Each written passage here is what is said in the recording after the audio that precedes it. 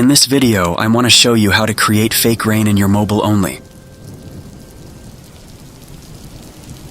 So open Inshot App and import your video clip in timeline.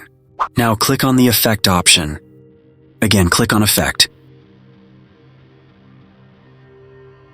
Now slide here. Click on this weather panel and apply this rain effect. Some adjustment according to your video.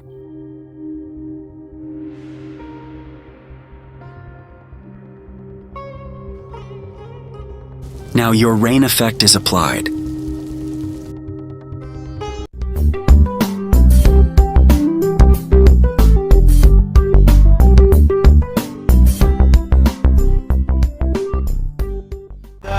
It's caught in the crossfire.